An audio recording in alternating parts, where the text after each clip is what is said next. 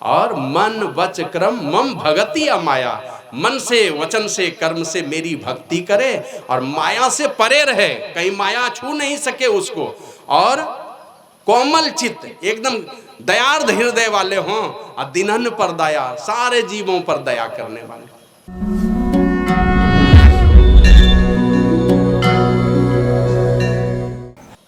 तो कहते हैं चलो भगवान भला करे, पुरानी सुख समृद्धि के सारे साधन तुमको उपलब्ध हो जाएं, ये मैं परमात्मा से प्रार्थना करता हूँ।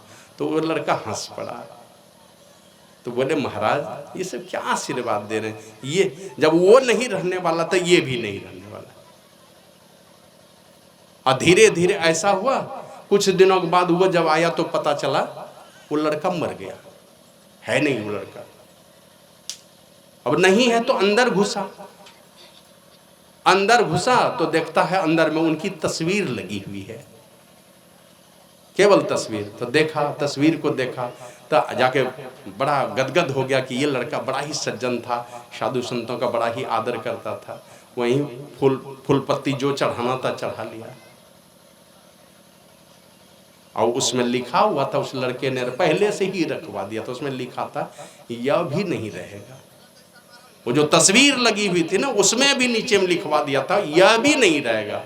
और 1 साल के बाद आया तो पता चला वो तस्वीर भी सड़ करके खत्म हो चुका है, नहीं रहने वाला है कुछ भी। श्री सद्गुरु महाराज की जय। कहा महाराजा पृथु को मांगो कुछ। अब मन ही मन सोचता क्या मांगो, तो कुछ तो जाने वाला है नहीं। तो कहता भगवान एक कृपा कर दीजिए, अगर देना चाहते हैं हमको 10,000 कान दे दीजिए। कान लेके क्या करोगे? का हमने सुना है जो आपके लीला कथामृत का पान करता रहता है ना, उसके हृदय में कोई विकार नहीं घुसते हैं। जब तक सुनते रहेंगे परमात्मा की कथा, आपके मन में कोई विकार घुसना नहीं चाहेगा। वो ये एकदम गेट पर ही खड़ा रहता है, उधर बाहर खड़ा रहेगा, वो सब दूर भागा रहता है। का जीवन भर इन 10,000 कानों से दिन रात में आपकी लीला कथा सुनता रहूंगा, और जीवन भर जब कोई विकार मेरे हृदय में नहीं आएगा तो इस संसार में तो क्या कहते हैं कोई विकार नहीं घुसेगा, तो मरते समय भी हमारी दुर्गति नहीं होगी, क्योंकि हमारे मन के अंदर में किसी विकार का डेरा नहीं होगा। इसलिए हमको 10,000 कान दे दिए। रामायण पढ़िए, भगवान भोलेनाथ माता पार्वती को कहते हैं जिन हरि कथा सुनी नहीं काना, श्रवण रंध्र अहि भवन सवाना। इन कानों से बहुत कुछ सुना हमने, माँ के पेट से ही हम लोग सुनते आ रहे हैं, और सुनते सुनते यहाँ तक आए। अब तक बहुत सारी बातें सुने, याद है कितनी बातें सुने, बहुत अच्छी अच्छी बातें सुने, सब भूल गए। अभी हम बोल के जाएंगे, देखिएगा ये अभी तो लगेगा बाबा बहुत सारी बात सुनाए, लेकिन देखिएगा धीरे धीरे कल तक मैंने 12 आना 14 आना सब खत्म हो जाएगा, 1 महीना बीतते बीतते सब खत्म हो जाएगा। भूल से कहीं एक आध कथा कहानी कुछ याद रह जाए तो रह जाए, नहीं तो सब भूल जाएंगे। याद क्या रख पाएंगे? बस गंदी बातें अगर बचपन से कुछ सुने हैं, इस कानों में घुसी है, कान के द्वारा गंदी बात, वो बात नहीं भूलिएगा, याद रहेगा वो बात। अच्छी बात सब भूलिएगा, सब डिलीट हो जाएगा, लेकिन बुरी बात वो आप सुने कभी भी, बुढ़ापे में भी बचपन की कोई बुरी बात अगर कुछ सुने तो बुढ़ापे में भी याद हो जाएगा। तो इसलिए इन कानों से जिन्होंने सब कुछ सुना, हरि की कथा नहीं सुनी, जो हमारे दुखों का हरण करने वाले हैं, वे कान हैं आही भवन सवना। सांप के का घर है ये, सांप का बिल है ये कान। मन सुनिए, सांप का बिल जब कान है, माने आपका शरीर ही है सांप का घर। अब कहने के लिए आप मनुष्य हैं, वो सांप का घर है। मन सुनिए मनोयोग पूर्वक, और सुनेंगे, सुनने का ही महात्म है। इसी से जिसने भी सुना, जो उसकी जीवन नैया पार लग गई। तो सुनिए मनोयोग पूर्वक। अभी हम लोग जिस प्रसंग को सुने रामचरितमानस के माध्यम से, उपस्थिति कम है इसलिए दूसरी बात की चर्चा हमने की। आना चाहिए और लोगों को सुनना चाहिए, और हमने दिन में ही कहा था जवान लोगों को आना चाहिए, अच्छी बातों को सुनना चाहिए। देखते हैं जिस गांव में कोई फंक्शन होता है, जवान लोग आगे बढ़ जाए कोई फंक्शन में, तो देखिएगा क्या कहते हैं मौज का ताव दिखा करके काम करवा लेता है जवान आदमी। तो जवान लोगों का आके बूढ़े लोगों को पीछे बिठाइए, जवान लोग आगे में बैठिए। इधर साधु संतों का आशीर्वाद, पीछे से बुजुर्गों का आशीर्वाद, दोनों का, उनके अनुभव का आशीर्वाद लीजिए, साधु संतों के कृपा रूपी प्रसाद को ग्रहण कीजिए। तो जवान लोगों को भी आना चाहिए। तो जो कहने की बातें हैं, 14 वर्षों के बाद भगवान श्री राम लौटे हैं। अब कैसी विकट परिस्थिति थी। बचपन की एक चर्चा एक बार हमने सत्संग के माध्यम से की थी कि चारों भाई जब मां के गर्भ में आया, चारों भाई कैसे आया, पुत्र कामेष्टि यज्ञ किया राजा दशरथ ने, और पुत्र कामेष्टि यज्ञ में अग्नि देवता प्रकट हुए, खीर का पात्र लेकर के दिया, 2 रानी को दे दिया राजा दशरथ ने, कौशल्या को और कैकेयी को। लेकिन तीनों, अब दोनों, वो जो खीर का पात्र लेकर के आधा आधा खीर दोनों को दे दिया, लेकिन तीनों में इतना प्रेम था ना। अभी तो देखते हैं अपने भाई अपनी बहन की क्या दुर्दशा, वो प्रेम जोड़ करके नहीं रख पाते, छोटे छोटे चीज़ों के लिए आपस में विवाद होता है। लेकिन उन तीनों में इतना प्रेम था, जबकि तीनों 3 बाप की बेटी थी, 3 घर की थी, अब तीनों आई थी, इतना प्रेम था कि दोनों ने, कौशल्या और कैकेयी ने सुमित्रा को भी दे दिया, आधा आधा दे दिया। तो सुमित्रा को 2 बेटा, इन दोनों को 1 बेटा। पता चला माता अरुंधति को, नाम सुने होंगे अरुंधति का, गुरु वशिष्ठ की धर्म पत्नी थी, अत्यंत ही पतिव्रता। उनको पता चला कि तीनों रानी के गर्भ में कोई आया है, बेटा आया कि बेटी, जो भी आया। अब वो माँ आती है और इतनी भक्तिमती माता अरुंधति है, वो आई तो वो आकर के पूछती है कौशल्या से, बेटी ये बताओ, कोई आया है परमात्मा का अंश तुम्हारे अंदर में, तुम्हारे गर्भ में, कैसा अनुभव होता है बताओ कुछ। अब कौशल्या क्या बोले, कुछ बोली, माता मैं नहीं बता सकूंगी। कहा क्यों? कहा पता नहीं, बोल ही नहीं पाऊंगी। हम तीनों बहन में ज्यादा कैकेयी बोलती है, कैकेयी से पूछ ली, वो बोलने में ज्यादा तेज है, उसी से पूछिए। सुमित्रा से पूछा कि नहीं उसी से पूछिए, पहले उसी से पूछिए, कैकेयी से जाके पूछिए, क्या उसके मन में आता है ना वही बताएगी, बाद में हम लोग बताएंगे। तो माता कैकेयी से जाकर के पूछा, बेटी बताओ कैसा अनुभव हो रहा है तुमको। अब वो जो बात बोली, वो कहती है, माँ मुझे तो ऐसा लगता है ना, जब से मेरे गर्भ में शिशु आया है, मेरे मन में एक भावना उठ रही है कि मैं साध्वी बन जाऊं। हमको लगता है कि माथे में बड़ का दूध लगा लूं, सब बाल का जट्टा बना लूं और जोगिनी बन करके जंगल में चली जाऊं तपस्या करने के लिए। तो माता अरुंधति कहती, बेटी तब तो निश्चित रूप से मैं कह सकती हूँ दावे के साथ कि तुम्हारे कोख में कोई तपस्वी पुरुष, कोई संत पुरुष आ रहा है, कोई संत आ रहा है। और परिणाम भी आपने जाना होगा, भरत जी आए उनके कोख से। क्या तुम्हारी भावना बतला रही है, वो गर्भ में बच्चा पल रहा है, वो उसके चलते ये भावना तुम्हारे अंदर में आ रही है, तुम्हारे कोख में कोई संत पल रहा है, तो त्यागी पुरुष पल रहा है। और सुमित्रा से जाकर के पूछा, बेटी तुम बताओ। तो बोला कि माँ मुझे तो बस यही अंदर से हमेशा इच्छा उठती रहती है कि कभी दीदी कौशल्या की सेवा करूं, कभी कैकेयी की सेवा करूं, कभी उनकी सेवा में रहूं, कभी इनकी सेवा में रहूं, इन दोनों को छोड़कर कहीं जाने की इच्छा नहीं होती है। का तब तो निश्चित रूप से तुम्हारे कोख में दुनिया का सबसे बड़ा बैरागी पुरुष आ रहा है, सेवक पुरुष आ रहा है, जो दुनिया में बड़ी नाम करेगा। और लक्ष्मण और शत्रुघ्न 2 बेटा उसके कोख में आया, जो एक राम की सेवा में और एक भरत की सेवा में शत्रुघ्न लगा हुआ था। और राम जी के माता के पास जैसे गए माता अरुंधति, तो वो पूछते, बेटी बताओ तुम्हारे मन में क्या लग रहा है।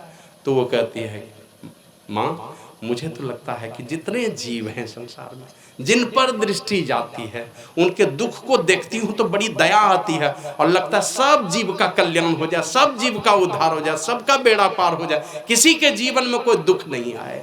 तो माता अरुंधति कहते तो निश्चित रूप से पार ब्रह्म परमात्मा ही तुम्हारे कोख में शरीर धर करके आए हैं, बेटा रूप में आ रहा है।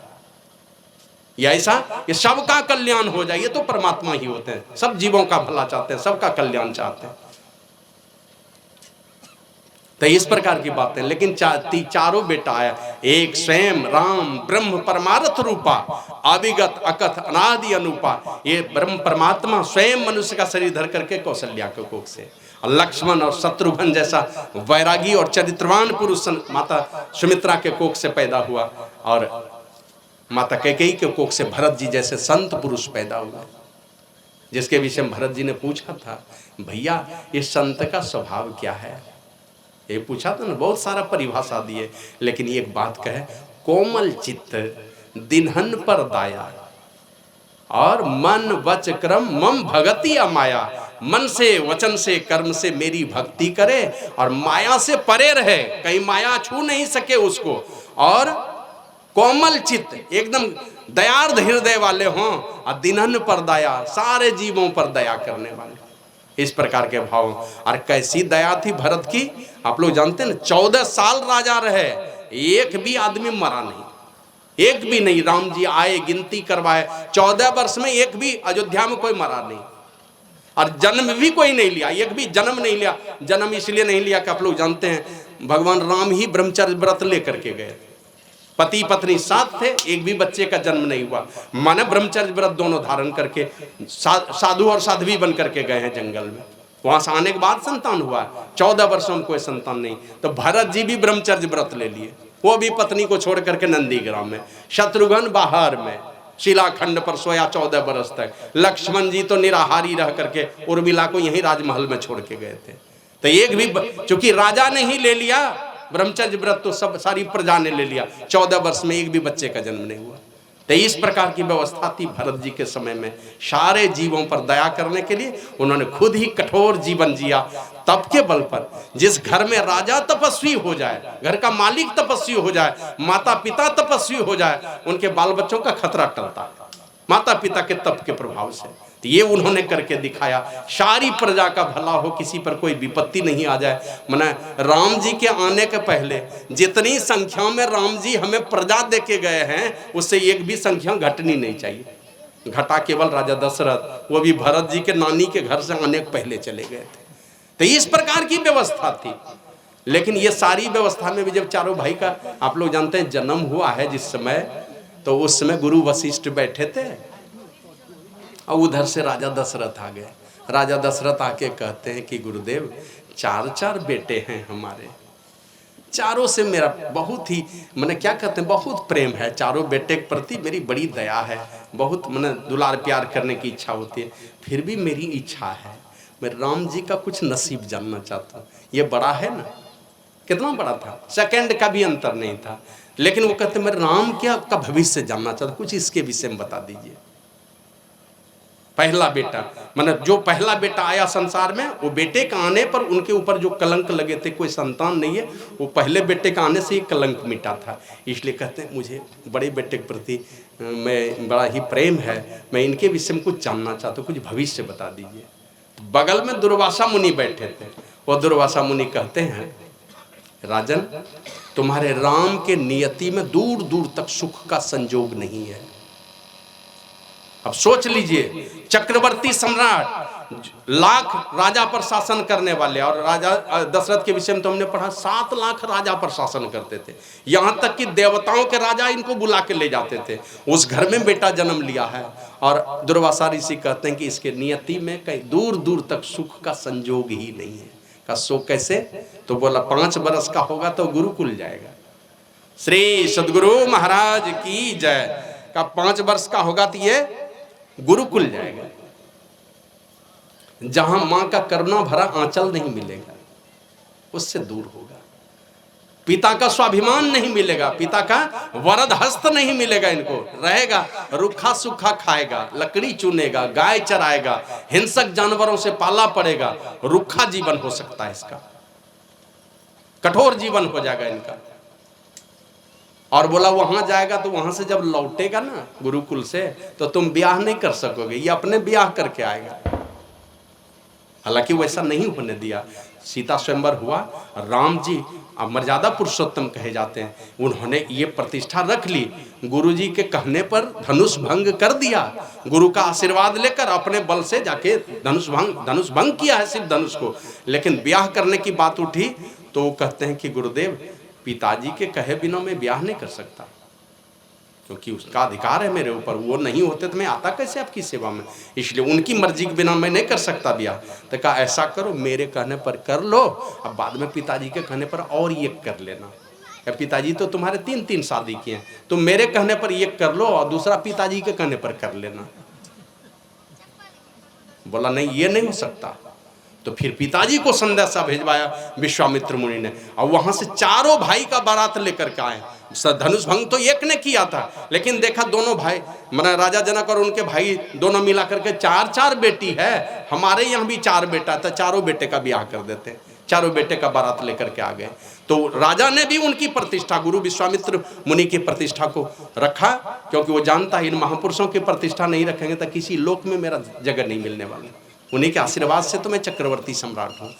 तो चारों का बारात लेकर के आए और देवी सीता को वहीं पर वचन भी दिया था, है ना। आप लोग भी देखिए, शादी होती है 10, 20, 25, 50 लाख तिलक देता है, लेकिन उतना लाखों लाख करोड़ों करोड़ खर्च करने वाले बेटी के पिता भी हैं। लेकिन आपको पता है ना, ऐसे रिश्ते भी टूटते हैं। लाल चुनरी और लहंगों में भी आपने देखा होगा, बिलखते हुए बेटियों को देखा होगा। बहुत कुछ देने के बाद भी रिश्ते टूट जाते हैं। लेकिन ये चारों बेटे का बारात लेकर के आए। राम जी ने वचन दिया था देवी सीता को, और यही एक वचन सारी शादीशुदा बहनों के लिए काफी है। यही एक वचन खाली पति दे दे। वो एक वचन क्या है जानते? बस खाली कुछ दे, सोने का हार दे कि नहीं दे, और कोई सुख सुविधा दे कि नहीं दे, लेकिन एक वचन खाली हर पति अपने धर्म पत्नी को एक वचन दे दे कि सपने में भी तुमको छोड़ करके मेरे जीवन में दूसरा कोई नहीं आ सकता। फिर मैं समझता हूँ कि दूसरा कुछ मांग नहीं होगा उस बहन का। बस यही एक वचन दे दे कि तुम्हारे अलावा मेरे सपने में दूसरी कोई नारी नहीं आ सकती, दूसरी कोई लड़की नहीं आ सकती। और यही वचन राम जी ने दिया कि भले ही मेरे पिताजी ने 3 शादी की, मेरे दादाजी ने की, मेरे परदादा ने की, कई पीढ़ी से हमारे खानदान में बहुत शादी करने की प्रथा है, लेकिन मैं नहीं करूँगा। मेरे जीवन में पहली और अंतिम ये पत्नी है। यही वचन दिया था उनको। और यही कारण लक्ष्मण जी उनको भगवान भी मानते थे कि इन्होंने ही मेरे खानदान की प्रतिष्ठा बचाई है। पिताजी से प्रेम नहीं था उनको उतना, इसलिए उनको लगता था काहे के लिए, अरे हम लोगों का जन्म नहीं होता था तो नहीं होता था, काहे के लिए, क्या जरूरी था दूसरी शादी करना, ये लक्ष्मण जी सोचते थे। और राम जी ने उस लकीर को मिटा दिया, उस जो कलंक लगा था खानदान पर उसको तोड़ा। और जिससे ब्याह किया, वो ब्याह किससे किया? अपने जात की थी वो। राम जी छत्री थे, छत्री कुल की थी माता सीता, वो तो सोने के कलश में धरती से पैदा हुई थी। तो ऐसे लड़की से किया, लेकिन दुनिया के लोगों को दिखा दिया वो काम करके कि पति पत्नी का रिश्ता कैसे चलता। ऐसा नमूना पेश कर दिया कि सब लोग सीता के तरह ही बहू खोजते हैं और राम जैसा ही बेटा खोजते हैं। मिलता भूल से ही किन्हीं किन्हीं को है, लेकिन खोजते सब लोग हैं उसी तरह का। ऐसा लीक बना दिया, ऐसा जीवन जी करके उन्होंने दिखा दिया, उस लीक पर दूसरा कोई चल नहीं पाया। इस प्रकार की बातें। और ये कहा कि वो ब्याह करके चला आएगा, अपने से तुम ब्याह नहीं कर सकोगे। और जब ब्याह करके आएगा तो उसको वनवास हो जाएगा। 14 वर्षों में ये घटना घटेगी लक्ष्मण के साथ। ये सारी घटना की चर्चा कर दी हो, जैसे लगता है एकदम बैठे बैठे नहीं देखता सारा तमाशा एकदम टीवी पर, उसी तरह देख देख करके बोल रहा सारी घटना। और बोले जब देव, और अंतिम में जब वहां से लौटेगा रावण को कुल खानदान समेत मार करके, तो देवी सीता मां बनेगी, लेकिन उसमें राम से बहुत दूर रहेगी, उसको भी वनवास हो जाएगा। राम से दूर रह करके मां बनेगी। और कहते कहते कह दिया कि मां तो बनेगी, लेकिन राम के जाने के बाद राम का वंश ही खत्म हो जाएगा, समाप्त हो जाएगा। सब बात भूल गए। यही सारी घटना घट गई उनके जीवन में। माने राम जी चक्रवर्ती सम्राट के घर में पैदा होकर के सारा जीवन दुख में कटा। देवी सीता का जिस समय ब्याह हुआ वो किशोरी थी, है ना, वयस्क नहीं थी। जनक किशोरी कहा जाता है। किशोर अवस्था में उनकी शादी हुई थी। और उस अवस्था में शादी होने के बाद भी पिताजी तो बहुत सारी आशा भरोसा बहुत चीज संजो करके रखे होंगे। मेरी बेटी जा रही है चक्रवर्ती सम्राट के घर पर, 7 लाख राजा के ऊपर शासन करने वाला मेरा समधी है, उसके बेटे से मेरे बेटी की शादी हो रही है। लेकिन सारा जीवन देवी सीता का रो रो करके ही बीता। और इतना रोने के बाद भी खुशी का ये कारण उनके जीवन में क्या था? बहुत दुख दर्द जीवन में थे, लेकिन हर डेग पर महापुरुषों का आशीर्वाद था उनके ऊपर। बचपन में विश्वामित्र मुनि के यहाँ, अब विश्वामित्र मुनि के यहाँ रहते 1-2 ऋषि से मिले ने, बहुत ऋषि से मिले।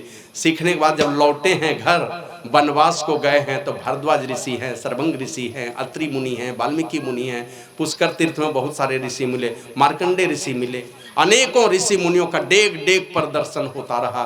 और उनसे अपने को क्या किया, एक ऊर्जा मिलती है। जैसे देखिए हम लोग आग के पास बैठते हैं ना, जैसे मैं आग के पास बैठिएगा तो उस समय नहीं पता चलता, लगता है कि गर्मी लग रही है। अब बाद में आग के पास से उठिएगा तो दूसरा आदमी आपके पास जाएगा, कहेगा कि तुम आग ताप के आए हो क्या है? कैसे जानता है? आपके शरीर से गंध आती है।